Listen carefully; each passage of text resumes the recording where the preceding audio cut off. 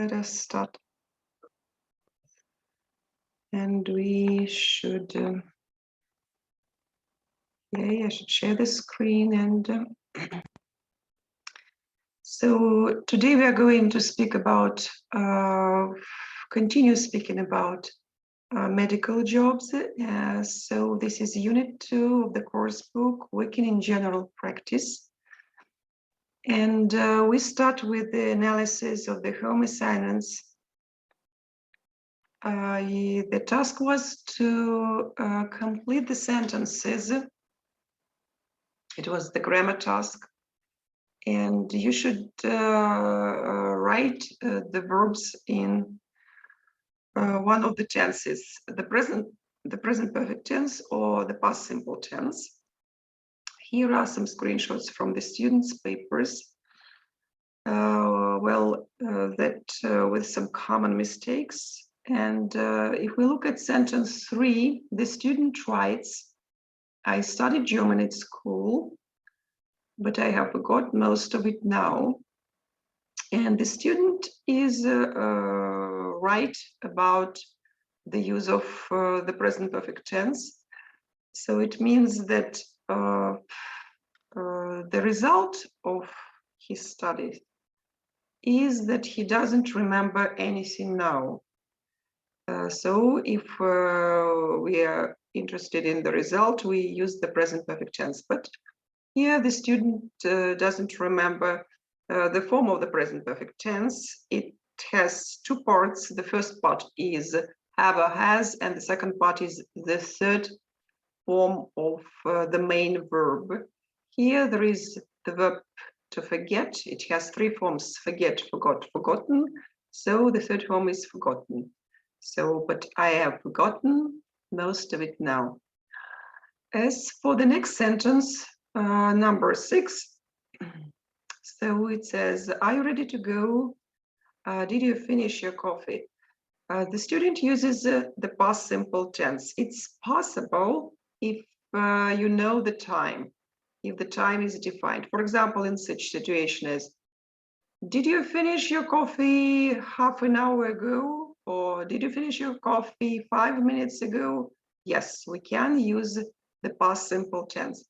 But here we are not interested, so we are not focused on the time when you finished your coffee, but on the fact that you have done this. That is why it's better to use have you finished your coffee? This is the present perfect tense. Yes, Bakhtabar, what would you like to ask? Doctor, here both the speaker and also the listener, both of them know that when they finish their coffee. Because of that, I think we should use the simple past. Look, so it doesn't mean whether they know or they don't know here in this situation. It's the focus of the question. The person is not interested when you finished your coffee. The person is interested on the fact, have you finished or haven't you finished? Because if you haven't finished, it means that you will continue just drinking coffee and you are not ready to go. So the focus on the fact, not on the time. So on the result, is your coffee cup empty or not? Are you still going to drink it? So that is why we should use the present perfect tense here. Okay. As for sentence number 9, it says, quick, we need to call an ambulance. And the student writes, there was an accident. So this is similar situation. I mean, so the person who says this, who calls the ambulance, he says that he's focused on the fact that there is an accident. So something was wrong. And he's focused on the result, that someone was injured. And he's not interested, he doesn't say when it happened, just 5 minutes ago or 10 minutes ago. He says that we need your help. So That is why it's also better to use the present perfect tense. There has been an accident instead of was, like in this sentence. And well, and here on this slide, there are sentences where we need to use the past simple tense. So in the sentence number 4, the student writes, the police have arrested 3 people, but later they let them go. So here we have 2 actions, just follow one another. First, arrested, and then let. In narration, in a story, for example, if you tell your friend a story about past events, what happened yesterday, you should use the past simple tense. So you said, yesterday I went to, then I met my friend and we started and we danced, we had some coffee and so on. So when we describe succession of actions, we use the past simple tense. And arrest is not connected with the present. We can't use the present perfect because it was in the past, and even the situation changed because first they were arrested and then the police let them go. That is why it's better to use the present, the past simple tense, the police arrested. As for sentence number 7, the student writes, I have applied for a job as a tour guide, but I wasn't successful. This is similar situation. First, the person applied, and then after this, he says that he wasn't or she wasn't successful.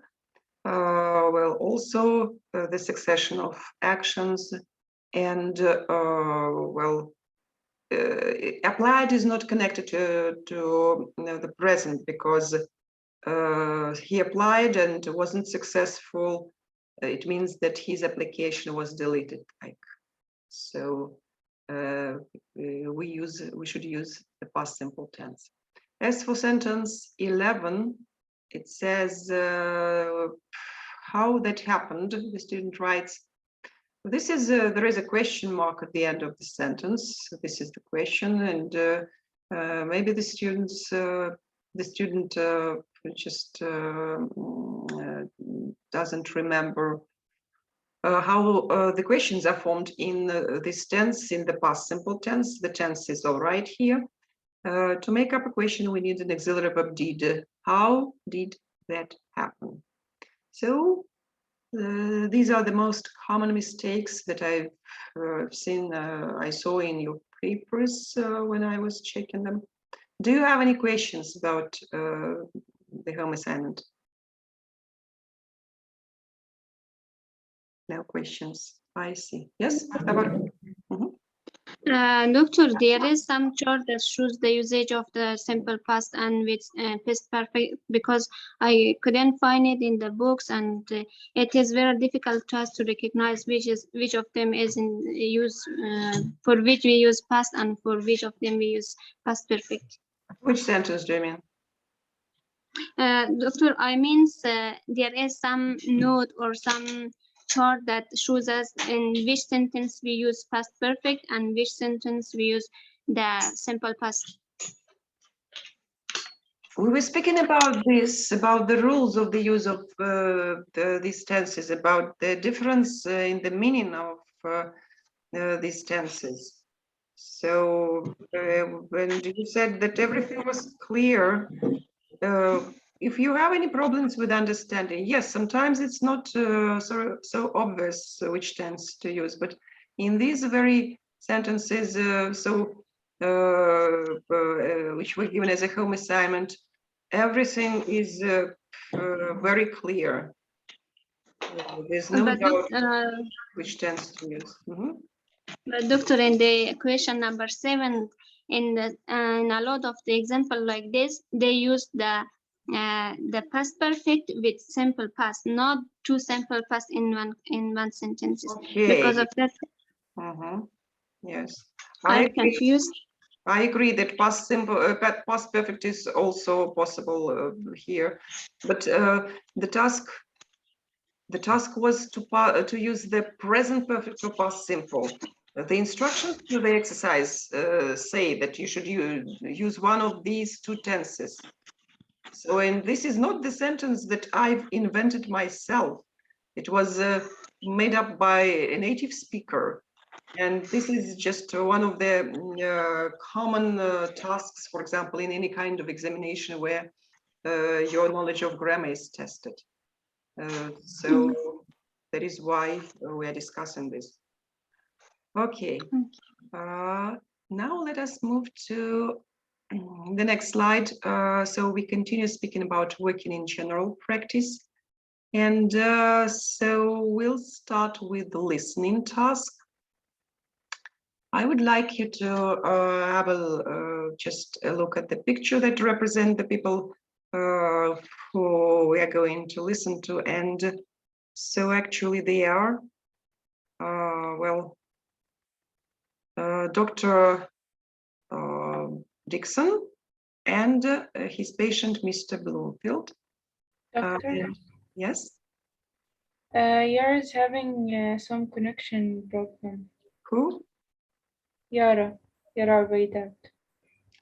Oh, I see. I see. Does it mean so? Is she trying to join us? Yeah, she's trying to. Okay, let's hope that you will join us later. Okay. So I see. Thank you. And well, so the conversation between these two people, and as you see, Mr. Bloomfield, a 28-year-old civil servant, and Dr. Yes, she is, yes. And Dr. Dixon is a locum GP. So let us have a look at the meaning of so these phrases. Civil servant. Civil servant is an employee. I'm so sorry to late, but I have problem with connection. Yes, Yara. Hello. Yes. Yeah, I know. Aon, any question? Doctor, I will let them eat and go 10 minutes because I don't have a water in the apartment. I'm going to supermarket just 10 minutes. Can I? 10 minutes. Do you really need to leave the class? I will not leave it, but I will not speak. I see. I see. Yeah. It will be less than 10 minutes. I see. Well, and so as for the meaning of this phrase, civil servant, as you can see, this is an employee of the government, like a teacher or a doctor, or so a person who works for a city administration, for example. And locum GP. So it's important to understand the difference, the meaning of this phrase. This is a general practitioner who stands in for another doctor who is temporarily away on holiday or off sick. Why is it important to understand? Because locum GP is not, is a newcomer. So he's working in this office, in this surgery, only for a short period of time. And he doesn't know his patient. That is why he asks a lot of questions. And yes, now if we move to the next slide. Yes. Listening to. Here it is. Well, this is the form that the doctor completes while listening to the patient in the conversation as the result of the conversation. And you can see that the form consists of several parts. So the first part is titled PC, then HPC, PMH, and family history. So this is about some information, some data about the patient, as you can see. Let us just remember the meaning of these abbreviations. So what do they stand for? PC, who remembers? What do the letters PC stand for? Personal computer. Sorry? Personal computer. Yes, in yes, in information technology, this is personal computer. But if we speak about medicine, and that was the title of Unit 1 that we studied at our previous classes. Remembers? So we spoke about the meaning of this term. Actually, it was Americans say this is chief complaint. What about British people? It's not chief complaint. This is presenting complaint, right? So this is presenting complaint, and so it means what just the patient, why the patient has come to the surgery. And CO, this is complaints of. Yes. The next title is HPC. This is history of presenting complaint. Then PMH, this is post-medical history. Well, now, and so there are some words just to help you understand this information. Contributory here on this line number 9, both of them. Contributory means helping to cause, and precipitants, factors which cause something that go before something. Well, so this is the meaning of some difficult words, and now we are going to listen to these people, Dr. Dixon and Mr. Bloomfield. And our task is to listen, to understand, to make notes, and to complete this form. So what they say about the condition of the patient, Mr. Bloomfield. Now I'm going to turn it on, and you'll tell if you can hear or not. Listening to. Can you hear? Yes, we can. Okay, now. Good morning, Mr. Bloomfield. My name's Dr. Dixon. I'm a locum GP standing in for Dr. Wright. What can we do for you? I've been having some problems with my breathing. Can you tell me a little bit more about this? Well, I keep getting breathlessness and wheezing in my chest. It all started about 3 weeks ago, and I've been coughing a lot with it. Some white phlegm. I thought it might be a cold coming on, but then after about another week, I started finding it more and more difficult to catch my breath. Right. So you've had the wheezing and the breathlessness for roughly 3 weeks? Yes, give or take a day. And do you get these bouts of wheezing and shortness of breath every day? No, they come and go. How frequently do you get them? The first week there was only one, I think, and then they started getting worse, 3-4 times a week. It's not being able to get my breath that's really worrying. And so the attacks, have they increased in the past 2 weeks? Yes, they're much more frequent. Okay. When do the attacks come on? At any time, but they seem to be worse at night and in the morning. Have you noticed any change in the severity of the attacks, especially in the morning? Yeah.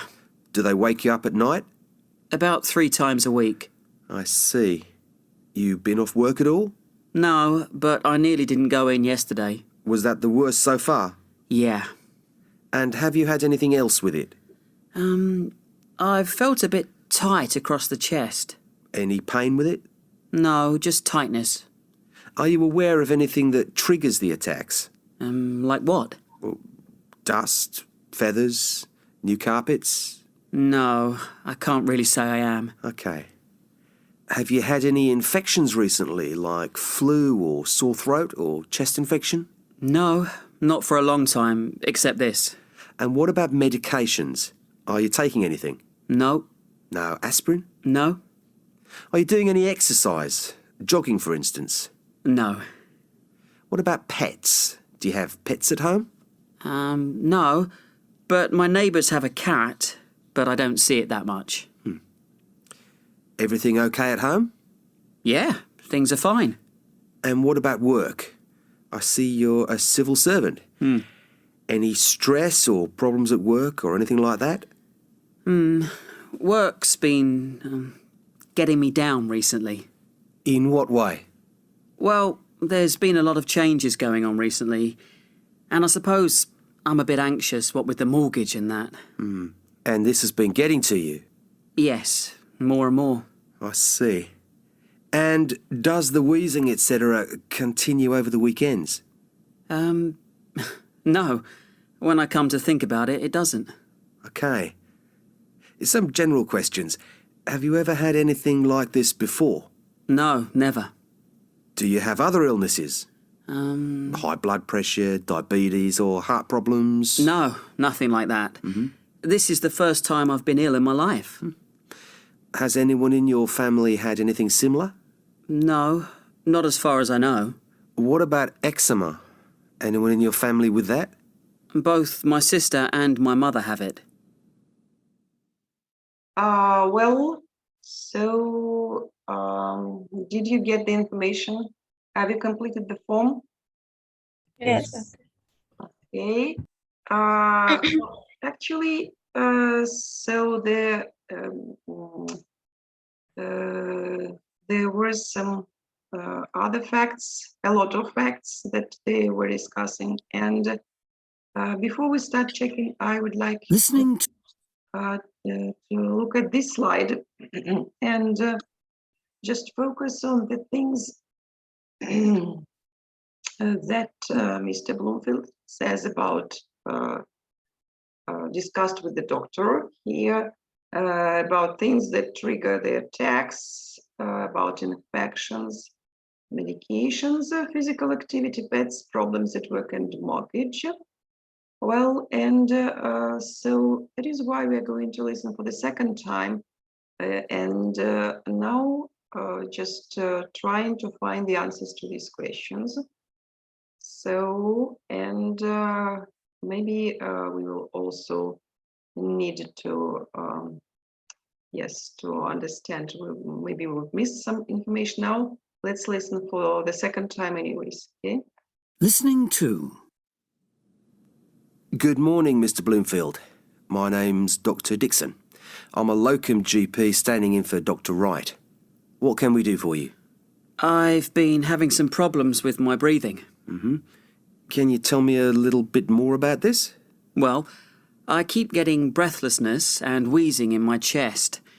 It all started about 3 weeks ago, and I've been coughing a lot with it. Some white phlegm. I thought it might be a cold coming on, but then after about another week, I started finding it more and more difficult to catch my breath. Right.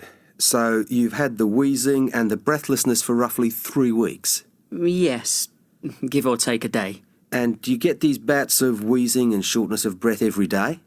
No, they come and go. How frequently do you get them? The first week there was only one, I think, and then they started getting worse, 3-4 times a week. It's not being able to get my breath that's really worrying. And so the attacks, have they increased in the past 2 weeks? Yes, they're much more frequent. Okay. When do the attacks come on? At any time, but they seem to be worse at night and in the morning. Have you noticed any change in the severity of the attacks, especially in the morning? Yeah, Do they wake you up at night? about 3 times a week. I see. You been off work at all? No, but I nearly didn't go in yesterday. Was that the worst so far? Yeah. And have you had anything else with it? I've felt a bit tight across the chest. Any pain with it? No, just tightness. Are you aware of anything that triggers the attacks? Like what? Dust, feathers, new carpets? No, I can't really say I am. Okay. Have you had any infections recently, like flu or sore throat or chest infection? No, not for a long time, except this. And what about medications? Are you taking anything? No, No aspirin? no, Are you doing any exercise? Jogging, for instance? no. What about pets? Do you have pets at home? No, but my neighbours have a cat, but I don't see it that much. Everything okay at home? Yeah, things are fine. And what about work? I see you're a civil servant. Any stress or problems at work or anything like that? Work's been getting me down recently. In what way? Well, there's been a lot of changes going on recently, and I suppose I'm a bit anxious, what with the mortgage and that. And this has been getting to you? Yes, more and more. I see. And does the wheezing, etc., continue over the weekends? No. When I come to think about it, it doesn't. Okay. Some general questions. Have you ever had anything like this before? No, never. Do you have other illnesses? High blood pressure, diabetes, or heart problems? No, nothing like that. This is the first time I've been ill in my life. Has anyone in your family had anything similar? No, not as far as I know. What about eczema? Anyone in your family with that? Both my sister and my mother have it. Well, now let us see, let us have a look what they are speaking about. Abdullah, are you here? Yes, So please tell us, what did you write? I mean, in presenting complaints part. yes. First of all, he have a breathlessness and whistling, and in the first week, Okay, it productive, was just number 3, productive what? Yes, protective coach, cough. but with white. Yes, With white, number 4, what did you write here? film. Phlegm, yes, with white phlegm. Okay, good. So Abdul Rahman. Hello? Is Abdul Rahman here? No. Okay, so yes, Roa, please. So what in the second part, history of presenting complaint, what did you write? Yeah, attacks worse at night and in the morning. Cough, weeks, patients about 3 times a week. 3 times a Other week. symptoms, chest, it's tightness and contributory cases, known, and No, known history precipitants. suggests, Mhm. yeah, history suggested it is asthma. Asthma. Okay, so as a doctor, you are very good. Yes, these are the symptoms and signs of asthma. And post-medical history. So let us listen to Ibrahim. Yeah, no history of previous attacks. And family And history. family history, yeah, mothers and sisters are eczema. Yes, they have eczema. Okay, well, so Ro has told us the diagnosis, and what about these questions? What did Mr. Bloomfield say about these things? Rola, please. Okay, so things that triggered the attacks were nothing. He didn't have a triggering point. And he did not have any infection, and he did not take any medication or had physical activity. He doesn't have pets, but his neighbor does. and there has been problems at work because things changed, and the mortgage has been stressing him out. What does it mean, mortgage? Do we understand this word? It's So this is the agreement with the bank. If a person just wants to buy accommodation, a house, for example, and he doesn't have enough money, so he goes to the bank and asks for a loan, and this loan is called mortgage. And then this person just buys a house and pays the money back, the money of the loan and plus bank interest. Okay, yes, Susan? Yes, teacher, can I say about the physical activity? Okay. He does not have any physical activity, he does not have any exercise, and about the pets, we can say that he does not have any pets, but his neighbor has a cat, and sometimes he was something like playing with his neighbor cats. And also about the problem at work, he does not have any problem. And about the mortgage, I don't know about this word, teacher. So I've just explained the meaning of mortgage. This is the loan from the bank to buy accommodation. Okay, thank you, Susan. I see you do understand what you've listened about. Okay, and